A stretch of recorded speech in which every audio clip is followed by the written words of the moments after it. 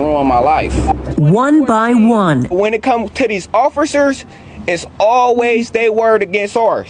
Antioch residents and plaintiffs who are now suing the city and several police officers shared their stories after a report released by the FBI and local officials found some 45 of its 99 police officers sent and received racist messages dating back to 2019. "I'll bury that N-word in my fields," said one text. Another said, "Bro, they all look the same," to which an officer then responded, "I feel like I'm at the zoo." There were multiple texts referring to black people as gorillas and monkeys. One officer even appeared to admit, "Since we don't have video, I sometimes just say people gave me a full confession when they didn't."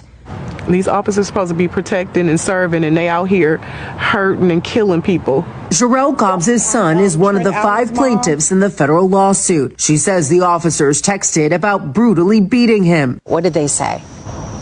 They said that my son's head is like a bowling ball.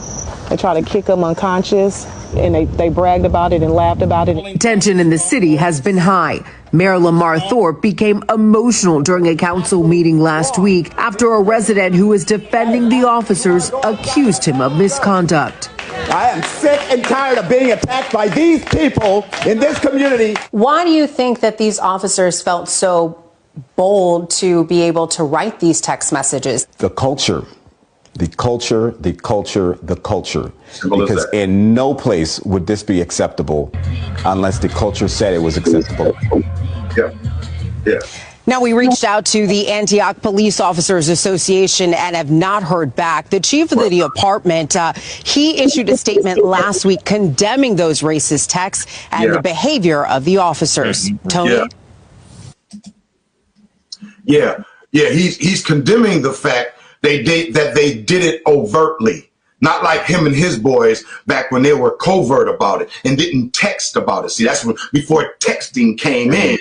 That was covert. Yeah, it wasn't all about just proving that a cop was like this. This one I tell black people, be thankful for such a small invention like the cell phone, where it's able to catch things like they're catching it, from police brutality being done to text messages with these dumb idiots putting this stuff in cyberspace like it can't be picked up on. This is how stupid hate is. But that's right.